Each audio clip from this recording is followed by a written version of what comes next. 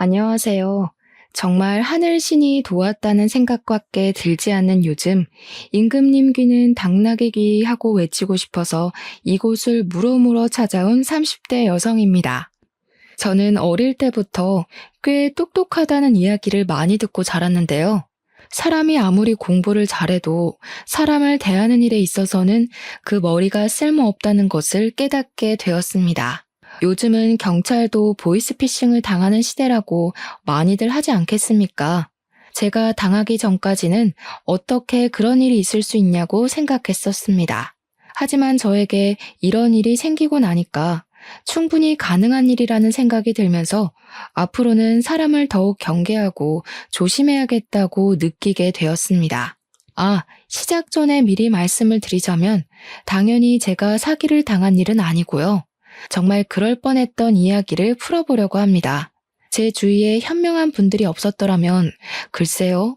제가 지금쯤 어떤 소가리를 하면서 살고 있을지 감이 전혀 오지 않습니다. 아무튼 여러분, 서론을 너무 길게 잡고 싶지 않으니 지금부터 저에게 일어났던 그 기가 막히고 황당한 이야기를 한번 시작해 보도록 하겠습니다.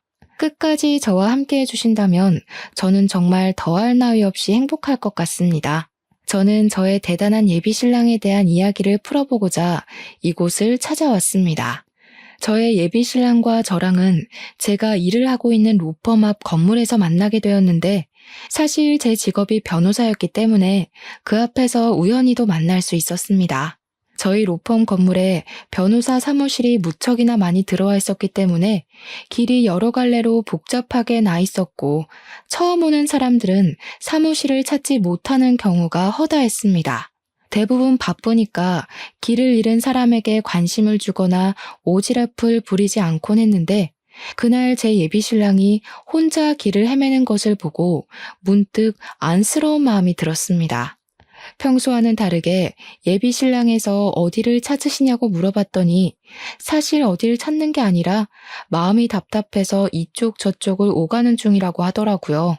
저에게 소송을 해야 하나 말아야 하나 고민을 하고 있는 중이라고 하면서 여기서 제일 좋은 로펌이 어디냐고 묻는 게 아니겠습니까? 일단 인상이 상당히 호감형이었고 소위 말하는 꽃미남 스타일의 얼굴이었기 때문에 저는 문득 이 사람의 사정이 궁금해졌습니다. 길을 가다가도 한 번쯤은 돌아볼 법한 외모를 가진 남자에게 끌리지 않을 여자가 어디 있겠습니까? 그래서 무슨 일이냐고 한번 말씀해 보시라고 시간을 내게 됐습니다. 그러자 예비신랑은 저에게 전 여자친구에게 돈을 빌려주었는데 그 여자가 갚지도 않고 연락도 끊어버린 채 잠수를 탔다는 이야기를 하더라고요. 돈도 돈이지만 사람에게 당한 배신감이 너무 커서 전 여자친구에게 소송을 걸겠다고 큰 소리를 쳤다면서 어떻게 해야 할지 모르겠다고 고민을 하고 있었습니다. 액수가 꽤 크다고 하길래 대략 몇 천만 원은 되나 보다 하면서 살짝 조언을 드리기로 마음을 먹었죠. 제가 소송까지 도와드리기는 조금 힘들고 조언만 살짝 해드리자면 시간이 꽤 많이 걸릴 거예요. 이거는 형사 사기 소송으로 진행을 해야 하는데 전 여자친구분께서 변제를 하겠다고 한 증거 같은 게 있을까요? 통화 녹음이라든지 문자 메시지 같은 거요. 그러자 예비신랑은 고개를 절레절레 저으면서 그냥 믿고 빌려주었던 돈이었기 때문에 그런 증거는 하나도 가지고 있지 않다고 이야기를 하더라고요. 저는 솔직하게 그런 경우에는 돈을 돌려받기 힘들 거라고, 그리고 상대방이 잠수인 상태라면 민사까지 걸어서 가압류를 해야 하는데 적어도 3년은 걸릴 거라 현실적인 조언을 드렸습니다. 그러자 예비신랑은 저를 보면서 약간 홀가분한 얼굴로 조언 감사하다면서 소송은 한 번 더 생각해보고 진행을 하겠다고 하더라고요. 대신 제 조언 덕분에 마음이 가벼워진 것은 사실이기 때문에 나중에 차라도 한 잔 대접하고 싶다고 하면서 제 명함을 달라고 말을 하는 겁니다. 혹시라도 소송을 맡기게 된다면 저에게 부탁하고 싶다는 말을 덧붙이면서 손을 내미는데 저도 모르게 명함을 꺼내고 있었습니다. 저도 변호사이기도 하고 소송을 하나라도 더 맡으면 저에게 이익이 되는 건 사실이라는 생각을 하면서 예비신랑에게 명함을 주었습니다. 세상은 얼굴이 무기라는 말이 있듯이 잘생긴 사람이 저에게 먼저 번호를 달라는 식으로 말을 하니 가슴이 콩닥거리기도 하고 좋더라고요. 아무튼 명함을 주고 하루 이틀 정도는 예비 신랑을 생각하긴 했는데 사실 일이 너무 바빠서 까먹게 되었습니다. 한 일주일쯤 지나서부터는 아예 그런 일이 있었던가 하는 생각이 들면서 예비 신랑의 존재를 완전히 잊어버리게 되었습니다. 인사치레였나 보다 하고 생각하기를 며칠, 뜬금없는 타이밍에 갑자기 모르는 번호로 연락이 왔고 저는 직감적으로 그 연락이 예비 신랑의 연락이라는 것을 눈치챘습니다. 차 한잔하고 싶다는 말에 저도 줏대 없이 튕기기라도 했어야 했는데 바로 좋다고 대답을 해버리고 말았습니다. 아무튼 이런저런 거 다 각설하고 만나서 대화를 하게 되었는데 제 덕분에 귀찮은 일을 덜게 되었다면서 수임료를 줄 순 없지만 차를 한 잔 대접하고 싶었다고 하더라고요. 다음에 또 만날 수 있냐고 물어보는데 이게 바로 애프터 아니겠냐 하는 생각이 들어서 고개를 끄덕이니까 연락을 하겠다고 했습니다. 그 뒤로는 다들 예상하시다시피 매일같이 연락이 오게 됐고 저는 예비 신랑의 연락을 기다리게 되었습니다. 당연히 연락을 하는 횟수가 늘어나는 만큼 데이트도 하게 되었고 정이 붙게 되었습니다. 제가 변호사다 보니 일이 들쑥날쑥하고 바쁘기도 엄청 바쁜데 이 사람은 제가 하는 일을 전부 기다려주는 그런 남자였습니다. 저도 모르게 배려를 받고 있다는 생각이 들다 보니 점점 깊게 빠지게 되었고 저는 이 남자와 함께하는 평생을 꿈꾸게 되었습니다. 그런 생각이 들던 어느 날 저희는 결혼을 약속하게 되었고 드디어 꿈에 그리던 결혼 준비를 하기로 했습니다. 저에게 딱 하나 마음에 걸리던 일이 있었는데 그것은 바로 제가 대학을 졸업하던 시기에 저희 부모님께서 사고로 돌아가셨던 일이었습니다. 정말 예상치도 못했던 사고로 한날 한시에 부모님을 모두 잃어버렸던 저는 학교 수업을 들을 수 없을 정도로 큰 충격에 빠졌었습니다. 그래서 저는 변호사 시험조차 제대로 준비를 하지 못했었고 방황을 오랜 시간 하다가 겨우겨우 변호사가 된 케이스였습니다. 친구들에 비해서 확실히 연차가 조금 늦은 편이라 굵직한 사건은 아예 맞지를 못하고 거의 신입사원의 느낌이라고 보시면 이해하기 쉬울 것 같습니다. 근데 제 나이가 아무래도 33이나 먹었다 보니까 시댁에서는 제가 변호사로 생활한 지 시간이 꽤 흘렀을 것이라고 예상을 하셨던 거죠. 그러니까 한마디로 우리들의 인식에 있는 변호사 연봉을 떠올리면서 저를 바라보고 계셨던 것이었습니다. 하지만 저는 시댁에서 그런 환상을 가지고 있다는 사실을 전혀 모르고 시댁에 인사를 드리러 가게 되었습니다. 제가 부모님이 두 분 다 안 계시다 보니까 상견례라고 할 만한 자리를 만들 구실이 없어서 그냥 간단하게 시댁에서 인사를 드리고 이야기를 하는 것으로 마무리를 지었거든요. 양손 무겁게 바리바리 좋은 것들을 싸들고 가서 시댁에 인사를 딱 드렸는데 저를 보자마자 환하게 웃으시던 예비시모가 그런 말을 하시더라고요. 변호사니까 집 한 채 정도는 있겠지? 보시다시피 우리 집 형편이 그다지 넉넉한 건 아니라서 집을 턱턱 해줄 수가 없어서 말이야. 시댁을 한번 쓱 둘러봤는데 사실 낡은 연립주택 같은 곳에 살고 계셨었거든요. 외관이 별로 좋지 않아도 내부는 잘 꾸미고 사시겠지 했는데 사실 내부도 완전 엉망진창이었습니다. 군데군데 낡은 흔적들이 보이는데 예비시모가 저에게 대놓고 지원을 해줄 수 없다고 말을 하신 게 이해가 갈 정도였습니다. 제가 살던 집이 투룸 오피스텔이었는데 저도 물론 대출을 낀 전셋집이었지만 두 사람이 살기엔 부족하지 않을 것 같다고 말을 하니 흡족해 하시더라고요. 그리고 저에게 뼈가 있는 농담을 던지셨는데 그때는 그게 정말 생지옥의 시작이라고는 생각도 하지 못했었습니다. 나중에 돈 많이 벌어서 큰 집이라도 얻게 되면 우리들 살 방도 하나씩은 마련해 주는 거지. 언제까지 이런 낡은 집에서 살아야 할지 감도 안 온다. 저는 당연히 시작부터 합가 이야기를 꺼낸다는 건 상상도 하지 못했기 때문에 예비시모가 저에게 분위기를 풀어줄 겸 농담을 하는 것이라고 생각해서 어색하게 웃었습니다. 그랬더니 예비 시모가 눈을 뾰족하게 뜨면서 저한테 왜 웃냐고 자기 말이 웃기냐고 되묻는 게 아니겠습니까? 갑자기 이상해진 분위기에 저는 얼굴을 굳히면서 웃겨서 웃은 게 아니라 그냥 좋아서 웃은 거라고 대충 둘러댔습니다. 거기서 제가 어머님이 농담을 하시니까 웃었죠. 할 수도 없는 노릇 아니겠습니까?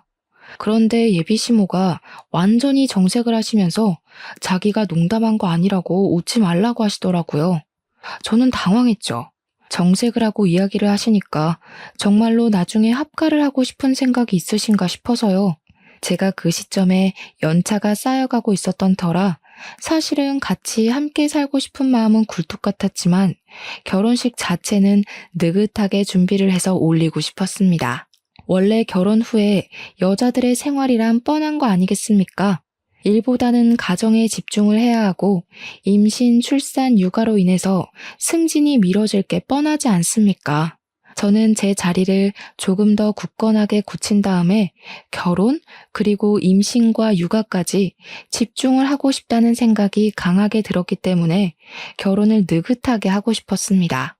친구들이 결혼을 하는 걸 보니까 다들 오랜 시간 천천히 준비를 해서 싸우기도 하고 화해도 하고 하면서 준비를 하더라고요. 또한 저는 부모님이 계시지 않았으니까 더 좋은 모습으로 당당하게 준비를 해서 하고 싶다는 생각이 굴뚝 같았습니다. 시부모님께서 먼저 결혼식 날짜는 상의해 본 게 있냐고 언제가 좋겠냐고 이야기를 하시기에 저는 제 생각을 이야기했습니다. 요즘 결혼식은 하나하나 부부가 직접 정하는 게 트렌드라고 하더라고요.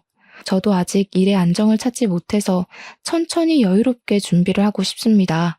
대충 1년 정도 생각하고 준비를 하고 싶은데 어머님, 아버님 생각은 어떠세요? 1년이나? 그런 건 나랑 상의한 부분이 아니잖아. 나는 하루빨리 결혼해서 당신이랑 같이 시간을 보내고 싶은데 말이야. 준비할 게 뭐 그리 많겠어? 대충 3개월 정도면 준비 다 끝나는 거 아니야? 요즘은 웨딩 플래너니 뭐니 업체에서 전부 준비를 해주는데 뭘 그렇게 귀찮게까지 준비를 스스로 해? 3개월은 너무 급한 거 아닐까? 나도 아직 하고 있는 일들이 있어서 그렇게까지 빨리는 어려울 것 같은데. 그럼 혼인신고부터 먼저 하고 같이 사는 건 어때? 같이 살다가 1년 후에 결혼식을 올리는 것도 나쁘지 않을 것 같아. 혼인신고를 먼저 하는 사람이 어디 있어. 요즘은 보통 결혼식 올리고도 같이 살다가 신고를 하는 추세라던데. 당신 지금 나 못 믿어서 그래? 나한테 완벽하게 신뢰를 느끼지 못하는 것 같다는 생각이 자꾸 드네. 나 정말 이번 일로 너무 마음 상했어. 잠시 우리 관계에 있어서 생각할 시간이 필요하다는 느낌을 받았어.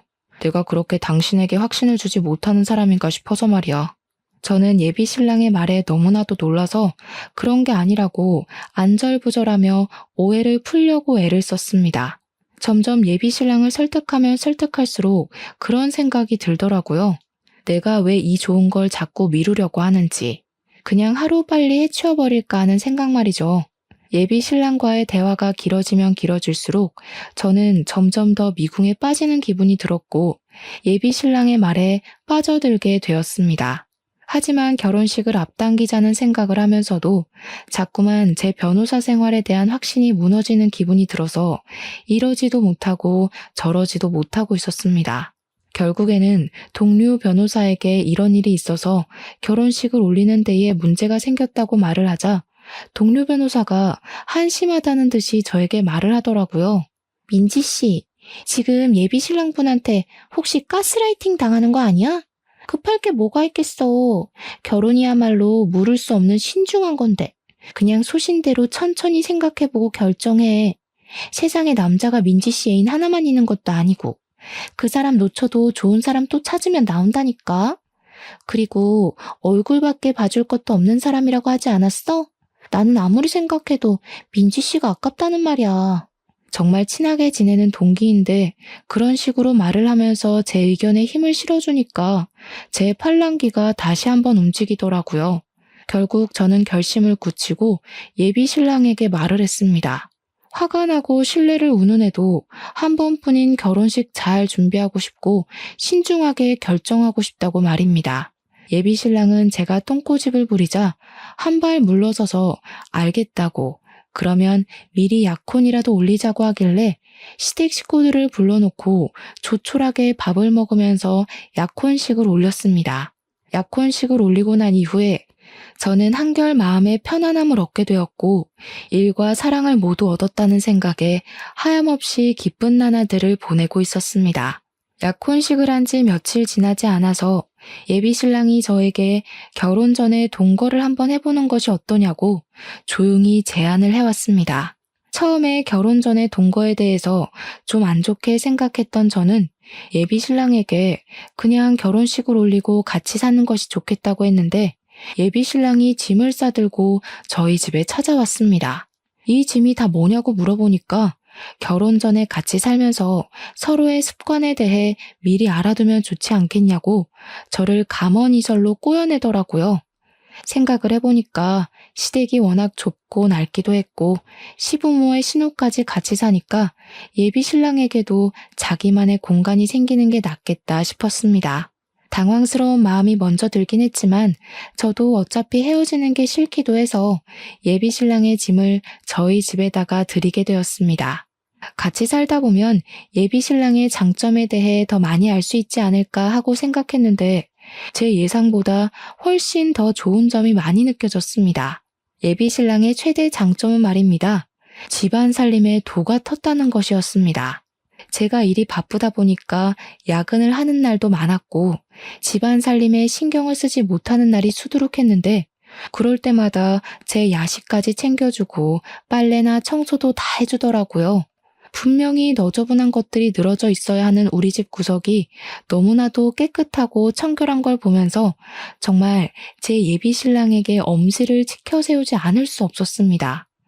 혼자 쓸고 닦고 제 취향에 맞춰서 음식도 해주고 어디서 이런 자상한 남자가 나타났을까 하면서 부모님이 주신 선물이라고 생각했습니다. 그런데 아무리 생각해도 일을 하는 사람이 이렇게 여유롭게 집안 살림을 챙길 수 있나 하는 의문이 생겼고 저는 예비 신랑에게 물어보게 되었습니다. 직장은 어떻게 되었냐? 여기서 출퇴근하는 거 너무 멀어서 힘들거나 하지 않냐? 일하느라 힘들 텐데 집안 살림까지 신경을 쓰냐고요. 그랬더니 예비 신랑 입에서 터져나온 말은 저를 충격에 빠뜨렸습니다. 너 일 그만뒀어. 그게 무슨 소리야? 우리가 결혼을 하기로 약속까지 한 상태에서 갑자기 일을 그만두면 어떡해. 잘 다니던 회사를 이렇게 뜬금없이. 잘 다니긴 무슨. 그냥 어쩔 수 없이 버티면서 다닌 거지. 이제 결혼도 할 거니까 나도 돈을 더 많이 벌어야 하지 않겠어? 그래서 일단 이직 준비를 하려고 해. 돈 더 주는 곳으로 내 능력을 인정받아서 들어간다면 우리 두 사람에게 잘 된 일 아니야? 저는 예비 신랑이 일단 계획이 다 있는 것 같다는 생각이 들어서 일단 하고 싶다는 대로 해주겠다 생각을 했습니다. 집에서 시간을 보내면서 혼자 이력서를 쓰는 것 같기도 하고 이것저것 책도 들여다보는 것 같았는데 한 2주일 지나니까 그런 행동도 하지 않더라고요. 말로만 취업 준비를 한다고 하면서 집에서 살림을 하고 탱자탱자 노는데 벌써부터 가슴이 답답한 기분이 들어 예비 신랑을 붙잡고 이야기를 했습니다. 도대체 언제 취업을 할 것이며 제대로 노력은 하고 있는지에 대해서 들어보고 싶다고 말입니다. 내가 안 그래도 생각을 해봤는데 나 취직하지 말까? 나는 아무래도 전업주부로서의 삶이 더 잘 어울리는 것 같아. 그런 말이 어디 있어. 전업주부의 삶도 바쁘고 힘든 건 마찬가지야. 우리 미래를 생각해서 취업을 하는 게 낫지 않겠어? 대답은 알겠다고 잘만 하면서 정작 아무런 준비를 하지 않는 예비 신랑을 보며 저는 슬슬 불안한 마음이 들기 시작했습니다. 이런 식으로 가다가는 결혼식을 올린 이후에도 쭉 집에서 놀고 먹는 생활을 할 것처럼 보였기 때문이었습니다. 아무리 제가 변호사라고 해도 잘 나가는 로펌에서 굵직한 사건을 맡는 변호사들이나 몇 억대 연봉을 받는 거지 저는 사실 그 급까지는 아닌 일반 변호사였으니까요. 같이 동거를 시작한 지 2달이 흘렀을 무렵 예비 신랑은 저에게 생활비가 없다고 하면서 반찬도 사놓고 과일도 사놓고 하려면 돈이 필요하다고 했습니다. 당당하게 저에게 두 손을 내밀면서 생활비 명목으로 사용할 카드를 달라고 하는데 기가 막히면서도 저를 위해 쓰는 돈이니까 하는 생각이 들었습니다. 집안 살림 자체를 어느샌가부터 예비 신랑이 전부 도맡아 하고 있었기 때문에 저는 카드를 건네줄 수밖에 없었죠. 사실 그 덕분에 집안 살림에는 손 하나 까딱 안 하고 바깥 일에만 집중을 할 수 있고 집을 오로지 휴식의 공간으로 사용할 수 있다는 점이 고맙기도 했습니다. 예비 신랑에게 신용카드를 하나 주고서는 생활비 목적으로 사용을 해주라고 신신당부를 했는데 그 카드의 한도가 300만 원짜리였습니다. 아무 생각 없이 일을 하고 있는데 갑자기 드르륵 하는 진동 소리와 함께 문자 메시지가 쏟아지더라고요. 이게 다 뭔가 싶어서 문자 메시지를 보는데 글쎄 결제 내역이 수두룩하게 도착한 게 아니겠습니까? 거기다가 제일 마지막 문자는 한도가 초과되었다는 메시지였습니다. 너무 놀라서 카드가 도난이라도 당한 건가 싶어서 내역을 샅샅이 살펴보는데 무슨 마트뿐만 아니라 백화점 결제 내역도 있더라고요. 거기에 제일 황당했던 것은 휴대폰 게임 결제 내역까지 있는데 정말 알차게 300만 원이라는 돈을 다 쓴 것 아니겠습니까? 이렇게 카드를 사용할 사람은 예비 신랑밖에 없었기 때문에 저는 바로 예비 신랑에게 전화를 걸어서 물어보게 되었습니다. 제가 전화를 걸어서 일일이 사용처를 물어볼 것이라고는 예상을 못했는지 변명 아닌 변명을 하면서 회피를 하려고 하더라고요. 마트에서 장본 거는 우리가 먹을 음식 재료들이고 백화점은 내가 옷이 없어서 옷 좀 몇 벌 샀어. 근데 사는 김에 나도 아들이니까 우리 부모님께 효도하고 싶어서 당신 카드로 부모님 선물도 좀 샀고 우리 부모님한테 잘 보이면 당신도 좋은 거 아니겠어?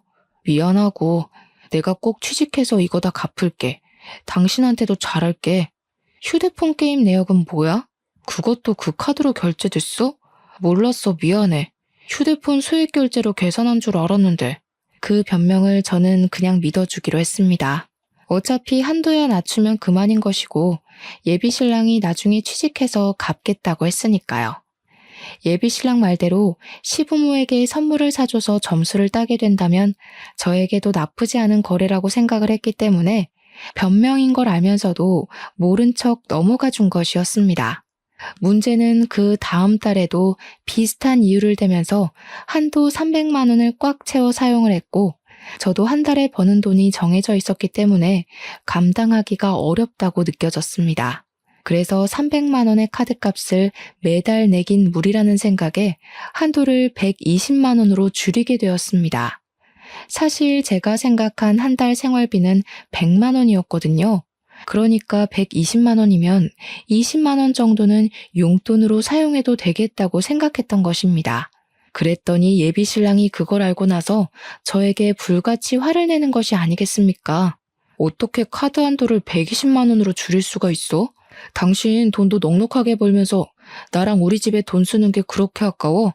진짜 치사하다, 치사해. 내가 꼭 취직해서 갚는다고 이야기를 했는데도 고작 그 돈이 아까워서 120만 원으로 한도를 줄여?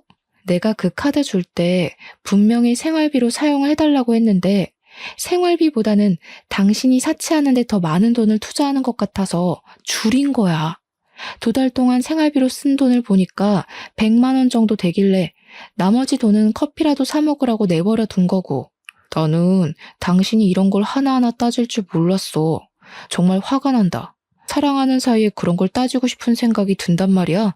저는 도대체 예비 신랑이 왜 저에게 화를 내면서 따지는지 이해를 할 수 없었습니다. 하지만 너무 삐진 티를 내길래 일단은 풀어주려고 노력을 했습니다. 예비 신랑의 논리는 엉뚱하기도 하고 말이 안 되는 이야기이긴 했지만 너무 사랑했기 때문에 제가 져준다는 느낌으로 말입니다. 그런데 그러면 안 됐습니다. 저를 완전히 호구로 보기 시작했기 때문이었습니다. 같이 동거를 한 이후에 시댁에서는 저에게 변호사 며느리를 뒀으니까 앞으로 살맛 나겠다면서 잘 부탁한다고 하시고는 매달 용돈을 100만 원씩 보내달라고 하셨습니다. 저는 그 이야기를 듣고 너무 깜짝 놀라서 저도 모르게 그게 무슨 소리냐고 시부모님을 향해서 소리를 조금 높여 말을 했습니다. 왜냐하면 저도 연차가 많이 쌓이지 않은 변호사였기 때문에 버는 돈이 무척이나 한정적이었고 앞으로의 결혼 생활을 생각하면 100만 원이라는 돈은 너무 큰 돈이었기 때문이었습니다. 매달 100만 원씩 적금이라도 붙는다고 치면 5년이면 6천만 원 아니겠습니까? 저희가 혹시라도 임신이라도 하게 된다면 필요해질지 모르는 돈이잖아요. 저한테 한 달에 100만 원은 너무 부담스러운 금액이라고 생각합니다. 제가 변호사이긴 하지만 연차가 얼마 되지 않아서 무리거든요. 그렇게 월급을 많이 받는 편이 아니기도 하고요. 그래도 앞으로 연차가 쌓이면 점점 더 많이 벌 거 아니니? 생활이 안정되고 나서 임신을 하는 게 좋지 않겠니? 너네는 집도 있고 차도 있고 있을 만한 거 다 있는데 뭐 한다고 효도하는데 돈을 아끼는 건지 잘 모르겠다. 너 부모님도 없는데 우리한테 잘하면 나중에 다 피와 살이 되는 일인 거야. 그러면서 저에게 다음 달부터 무조건 100만 원씩 입금을 하라고 막무가내로 구는 게 아니겠습니까? 그런데 예비 신랑이 저에게 그러는 겁니다. 시부모의 말처럼 저한테 부모님이 살아계신 것도 아닌데 시부모에게 효도를 해야 하지 않겠냐고요. 그 말이 저에게 조금 상처로 찔리기도 했고 일도 그만두고 제 카드로 하루하루를 살아가는 사람이 저에게 할 말은 아니라는 생각이 들었습니다. 분명 처음에는 너무나도 행복한 동거고 결혼 준비였는데 시간이 가면 갈수록 삐걱거리는 느낌을 지울 수가 없었습니다. 거기다가 남편에게는 철이 상당히 없는 예비 신우가 하나 있었는데 그 예비 신우가 쐐기를 박는 말을 하더라고요. 우리 새언니가 변호사씩이나 되는데 나한테 명품 가방 하나만 주면 안 돼? 드라마 같은 거 보면 변호사들 다 명품백 들고 다니던데 언니는 몇 개 있어? 제가 또 아쉽게도 명품 같은 것에 별로 관심이 없어서 가지고 있는 명품 가방이 없었거든요. 다른 변호사들도 저에게 명품 가방 하나쯤은 있어야 한다고 잔소리를 했지만 저는 그 비싼 돈을 주고 그걸 사야 할 이유를 모르겠더라고요. 그래서 예비 신우에게도 그냥 솔직하게 명품 가방 같은 거 없다고 관심 없다고 이야기를 했더니 예비 신우가 어쩌면 여자가 그런데 관심도 없냐며 호들갑을 떨더라고요. 언니 변호사가 그런 비싼 가방을 들고 다녀야 와, 이 사람 능력이 좋구나. 이런 가방도 들고 다니는구나 하고 생각하게 되지 않겠어요? 내가 하나 골라줘야겠네. 나랑 백화점 가서 하나 사자. 사는 김에 내 것도 하나 사주면 너무너무 좋고. 그게 부담되면 우리 둘이 번갈아 가면서 쓰면 되지. 예비 신우의 의도가 너무 투명하게 느껴지는 덕분에 저는 필요 없다고 딱 잘라서 거절을 하게 되었습니다. 사람은 내면이 중요한 거니까요. 그랬더니 이 철없는 예비 신우가 저한테 사람 그렇게 안 봤는데 너무나도 쪼잔하다고 말을 하는 게 아니겠습니까? 그렇게 애써 시댁과 예비 신랑의 만행을 무시하려고 애를 쓰면서 저는 점점 더 마음을 굳혀가고 있었습니다. 같이 살아보니 결혼이랑은 왠지 거리가 멀게만 느껴져서 다시 한번 이 사람과의 관계에 있어 재정비를 해야겠다고 느끼고 있었습니다. 3개월이라는 시간이 더 흐르고 어느 날 사무실에서 일을 보고 있었는데 뜬금없이 예비 시모에게서 전화가 오는 게 아니겠습니까? 예, 점심시간에 잠깐 사무실 앞으로 나와 봐라. 내가 지금 너네 사무실 건물 쪽으로 가고 있으니까 얼추 시간이 맞겠다. 저는 무슨 일이라도 생긴 건가 싶어서 급하게 일을 끝내놓고 점심시간에 맞춰서 예비 시모를 만나러 나갔는데 그 자리에 예비 신우랑 남편도 같이 와 있더라고요. 온 가족이 왜 총출동을 한 건가 싶어서 무슨 일이냐고 여쭈어 보니까 저랑 갈 데가 있다면서 그냥 아무 소리 말고 따라오라고 하시더라고요. 영문도 모르고 끌려간 곳은 부동산이었습니다. 뜬금없이 무슨 부동산인가 했는데 글쎄 너무 자연스럽게 예비 시모가 자리 좀 보여주세요 하는 게 아니겠습니까? 따라오라는 말에 가보니까 웬 상가 건물을 하나 보여주는데 보증금 3억에 월세 200만 원짜리 자리라며 저에게 설명을 해주시더라고요. 갑자기 무슨 소리세요? 저 사무실 개업할 생각 없는데. 에? 계약하실 분이 오실 거라고 해서. 어때? 이 자리 좋아 보이지? 역도 가깝고 유동인구도 많고 말이야. 갑자기 예비 시모가 끼어들어서 상가 조건이 참 좋다며 이야기를 하길래 무슨 속셈인가 싶어서 눈을 가늘게 뜨고 쳐다보았습니다. 나랑 내 동생이랑 카페라도 하나 차려볼까 싶은데 이 자리 계약 좀 해주면 안 되나 싶어서. 내가 직장을 다니려고 하니까 영 안 되겠더라고. 근데 우리 둘 다 백수다 보니까 대출이 안 나오지 뭐야? 당신 이름으로 받아서 하나 차려보려고. 대출만 한번 받아주면 우리가 제대로 돈 벌어서 꼭 갚을게. 무슨 소리를 하는 거야. 요즘 카페가 얼마나 많은데. 그 포화 상태인 곳으로 뛰어들겠다는 거야? 언니, 요즘 카페는 인테리어만 잘해두면 장사 다 잘 된대. 우리가 엄청 돌아다녀 봤는데 이 자리만큼 좋은 자리를 못 봤다니까. 여기서 커피 장사하면 무조건 월에 몇 천만 원씩은 벌걸? 그러면 대출 받는 것도 금방 갚을 수 있어. 변호사 좋다는 게 뭐야. 사기당할 염려도 없고. 그러면서 마치 제가 계약을 당연히 해줄 것처럼 자기들끼리 이야기를 하는데 저의 소중한 점심시간에 이게 뭐 하는 짓인지 골치가 아프더라고요. 저라고 그렇게 대출이 많이 나오지 않아요. 지금 이미 전세자금 대출도 있고요. 그래? 그럼 주변 변호사들한테 좀 빌리면 안 되나? 누가 3억이라는 돈을 턱턱 빌려주겠어. 능력이 있으면 당신이 친구들한테 빌려서 차려. 저는 그 말을 뒤로 사무실로 돌아왔고 제가 강경하게 나가자 예비 신랑은 꼬리를 살랑살랑 흔들면서 저에게 카페 타령을 하기 시작했습니다. 저랑 연애할 때 만나던 예비 신랑과 지금의 예비 신랑은 너무나도 큰 차이가 있었습니다. 저만 보면 돈 타령에 뭐 하나 더 뜯어먹을 게 있나 없나 불을 밝히는 모습까지. 백수로 살면서 제 등골을 쭉쭉 빼먹는다는 느낌을 받은 거죠. 그렇게 슬슬 정을 떼고 있었던 어느 날 정말 말도 안 되는 일이 벌어지게 되었습니다. 제 사무실에 여자 3명이 찾아왔는데 아주 비장한 얼굴로 저에게 할 말이 있다고 하더라고요. 김민재 아시죠? 지금 만나고 있는 사람이라고 듣고 찾아왔는데. 김민재가 바로 제 예비 신랑의 이름이었거든요. 저는 저를 어떻게 알고 찾아온 건지 무슨 말이 하고 싶어서 예비 신랑의 이름을 꺼내는 건지 궁금했습니다. 그래서 다들 어떻게 오신 거냐고 제가 만나고 있는 사람이 맞는다고 이야기를 하니 여자 3명이서 서로 앞다투어 자기 할 말을 하려고 하더라고요. 제가 누구냐면요. 김민재랑 결혼을 준비하고 있다가 돈을 뜯긴 피해자입니다. 제가 그 인간한테 빌려준 돈이 글쎄 2천만 원이에요. 2천만 원. 돈만 뜯겼으면 다행이게요. 저는 김민재 아이까지 가진 사람이에요. 책임질 것처럼 굴더니 출산이 임박해오니까 잠수를 탄 거 있죠. 이미 아이를 지우기에는 늦은 상태였고 어쩔 수 없이 출산까지 한 다음에 친자 검사까지 했어요. 그러면서 저에게 친자 확인서를 보여주는데 거기에는 친자일 확률이 99.89%라는 정확한 수치가 적혀 있었습니다. 저는 그 결과지를 보면서도 지금 제가 듣고 있는 이야기들이 전부 예비 신랑에 대한 이야기가 맞는 건지 헷갈리기 시작했습니다.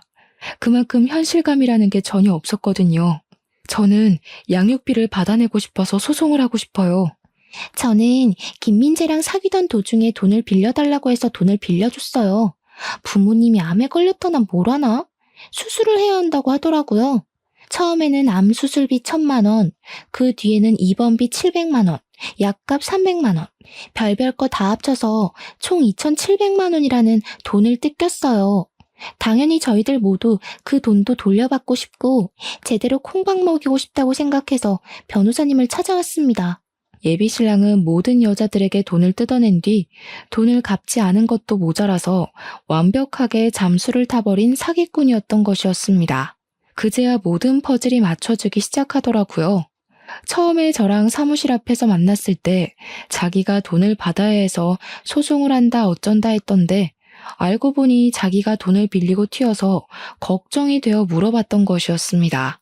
일을 그만두게 된 것도 회사가 어딘지 알고 있었던 여자가 찾아올 것을 대비해서 그만둔 것이고 통장 또한 이미 가압류가 되어 있었던 것이었습니다. 돈을 벌어봐야 통장이 지급정지가 되어 있으니 돈을 뺄 수도 없고 해서 그냥 일을 그만둔 것입니다. 그동안 제 카드를 사용하면서 지내고 있었으니까 추적을 당할 염려도 없었고 시댁에서 나와 저희 집에 들어온 것도 같은 맥락이었던 것입니다. 완전히 작정을 하고 여자들의 등을 쳐먹는 사기꾼이었던 것입니다. 변호사님, 지금이라도 늦지 않았어요. 돈으로 사기를 당한 게 아니라면 지금이라도 발 빼시고 아니면 어떻게든 받아내세요. 저희들 좀 도와주시면 안 될까요? 이대로 미움으로 살 수 없어요. 정말 믿을 수 없는 일이었지만 증거들을 전부 들이미는데 제가 어떻게 믿지 않을 수가 있겠습니까?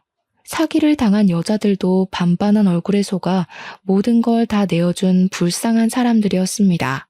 돈이 많은 집안 딸들도 아니었고 하나같이 어렵게 벌어먹고 사는 사람들이었습니다.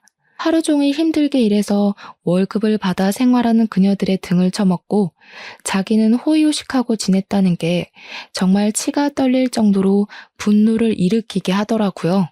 그런 사람들의 돈을 훔친 것도 모자라 애까지 두고 도망을 가다니 그게 사람 새끼입니까? 저는 그 여자들의 복수를 돕기로 결심했습니다. 저는 여자들의 증언과 증거를 토대로 소송장을 써서 바로 고소를 진행하기로 했습니다. 그리고 저희 집에 가서 예비 신랑이 없는 틈을 타 비밀번호부터 바꾸고 모든 짐을 정리해 시댁으로 보내기로 마음을 먹었습니다. 예비 신랑이 시댁에서 카페를 창업할 이야기를 하겠다며 룰루랄라 나간 사이에 여자들을 불러서 모든 일을 일사천리로 진행했습니다. 그 와중에 예비 신랑이 제 카드로 샀던 옷들이나 물건들이 있지 않겠습니까? 그것들은 전부 중고거래를 하는 사이트에 올려버렸습니다. 제 카드를 참 알차게도 썼더라고요. 비싼 브랜드의 옷부터 신발까지 전부 다 중고 사이트에 올렸더니 거래를 하겠다는 사람들이 줄을 섰더라고요. 그리고 예비 신랑이 저희 집에 들고 왔던 짐 중에서도 비싸 보이는 노트북이라던가 시계라던가 하는 물건들도 전부 중고거래 사이트에 올렸습니다. 물건들을 팔아서 나오는 돈이 소액일지 몰라도 예비 신랑의 전 여자친구들에게 나눠주려고 한 행동이었습니다. 고소 고발과는 별개로 양육비 청구 소송 또한 진행을 하게 되었는데 친자 확인서가 있어서 어렵지 않게 진행할 수 있었습니다. 강제성을 띠는 소송은 아니지만 이 인간이 정말 사람이라면 자기 아이에 대한 양육비는 지급을 해야 하지 않겠습니까? 한창 카페를 오픈할 생각에 신이 나 있던 시댁 식구들은 소송장을 받자마자 저에게 바로 전화가 걸려왔습니다. 예비 신랑은 집에 찾아왔다가 비밀번호가 바뀌어 있는 것을 보고 저에게 쉬지 않고 연락이 왔으나 저는 이미 집을 나와서 레지던스를 얻어서 잠시 지내고 있었습니다. 집에 있다가는 예비 신랑이 어떤 횡포를 부릴지 모른다는 생각을 하고 있었기 때문이었습니다. 예, 며느리야. 우리 아들이 이상한 일에 휘말린 것 같은데 네가 좀 도와줄 수 있겠니? 명색의 변호사 남편이 될 사람인데 이런 지저분한 일에 걸리면 안 되지 않겠어? 내용이 말이다. 우리 아들이 전에 만나던 여자가 있었는데 이게 다 오해고. 민지 씨 짐 오늘 용달차에 싣고 시댁으로 보낼 거예요. 그리고 소장에 찍힌 변호사 이름 못 보셨나 봐요? 오해? 오해는 무슨? 예비 시모는 소송장을 다시 한번 살피다가 피해자 변론인에 제 이름이 적혀 있는 것을 보고 저에게 소리를 빽 지르더라고요. 너 지금 이게 뭐 하는 짓이야? 어디 이상한 여자들의 꿰매 넘어가서 이런 일을 벌여. 그 여자들이 우리 아들을 모함하는 거라니까. 모함이요? 증거가 이렇게 명확한데 무슨 모함입니까? 거기 보시면 변제 금액의 피해 보상까지 보이시죠? 깜빡 속았지 뭡니까? 글쎄 애까지 딸린 남자였는데 그것도 모르고 반반한 얼굴에 속아서 돈 주고 마음 주고 아주 큰일 날 뻔했어요. 지금이라도 진실을 알려준 그분들께 절을 해도 모자랄 판입니다. 변호사를 건드렸으니 당연히 그만한 죗값을 치러야 하지 않겠습니까? 당연히 법적 공방에서 돈이 없어 변호사를 준비하지 못한 예비 신랑 쪽은 개쪽을 당하게 되었습니다. 판사가 반론을 해보라고 했으나 아무것도 하지 못하고 우물쭈물하다가 변론 기회를 전부 놓쳤고 피해자들이 아닌 저에게 계속 잘못을 빌었습니다. 그런 모습을 본 판사는 예비 신랑이 반성하는 모습이 전혀 없고 죄질이 나쁘며 한 건이 아니라 여러 건의 피해를 입혔다고 징역형을 선고했습니다. 보통 같으면 법정 구속이 그런 사건으로 일어나는 경우가 거의 없는데 판사님도 괘씸하셨던 것인지 바로 법정 구속을 때리시더라고요. 포승줄에 묶여서 끌려가는 예비신랑을 보면서 얼마나 웃음이 났는지 모르겠습니다. 피의자 신분이 된 예비신랑은 첫 번째 피해자에게는 혼인빙자 사기 혐의가 인정되어 5천만 원을 배상하라는 판결을 받게 되었습니다. 두 번째 피해자에게는 아이의 부모로서 최선을 다하라는 판결과 20살이 될 때까지의 양육비 총 1억을 지급하라는 판결이 나왔고요. 세 번째 피해자에게는 병원비 명목으로 뜯어낸 돈 3,700만 원과 피해 보상 금액 500만 원까지 4,200만 원을 지급하라는 판결이 나왔습니다. 판사님께서 판사봉을 땅땅땅 치는데 피해자분들이 제 손을 잡고 눈물을 줄줄 흘리시더라고요. 그동안 마음고생이 심했다고 하면서 너무 감사하다고 하는데 저도 그분들께 감사했습니다. 덕분에 이런 사기꾼과 헤어질 수 있게 되었으니까요. 그 이후 법정 구속이 된 예비신랑은 교도소에 들어가게 되었는데 이번에는 예비시모가 저에게 전화를 해서는 엉엉 울면서 빌더라고요. 정말 우리 한 번만 살려주면 안 되겠니? 벌금이 무려 2억 가까이 된단다, 2억. 우리 살림에 그런 큰 돈이 어디 있어. 한 번만 살려주면 내가 이 은혜 절대로 잊지 않으마. 응? 이 늙은이가 이렇게 부탁한다. 앞으로 욕심도 부리지 않을게.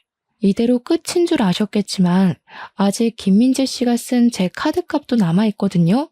알차게 사용한 800만 원도 받아낼 건데요. 그 이후에 저는 그 인간과 연관이 된 모든 사람의 연락처를 차단해버렸습니다. 나중에 이야기를 들으니 꼼짝없이 수감 생활을 하게 된 아들의 뒷바라지를 하기 위해서 그 낡은 연립주택까지 팔아치웠다고 하더라고요. 오갈 곳이 없어서 친척 집을 전전긍긍하면서 하루 벌어 하루 먹고 산다고 하던데 아주 꼴이 좋게 된 거죠. 연립주택 판 돈으로 피해자들에게 피해 보상까지 다 했다고 하더라고요. 법정 이자가 붙으면 갚기가 더 힘들기 때문에 아마 급한 불부터 빠르게 끄려고 한 게 아닌가 싶습니다. 이 기회에 저는 또 새롭게 법의 무서움과 공정함에 대해 알게 되었습니다. 앞으로는 여자 등 처먹을 생각하지 말고 제정신으로 살았으면 하는 게 한때 사랑했던 사람으로서 마지막 부탁이라고나 할까요? 제가 살아가는 세상에 이런 일이 더 이상은 나타나지 않길 바라면서 이쯤에서 글을 마무리하도록 하겠습니다. 제 이야기를 끝까지 들어주신 여러분께 항상 행운이 가득하길 바라겠습니다.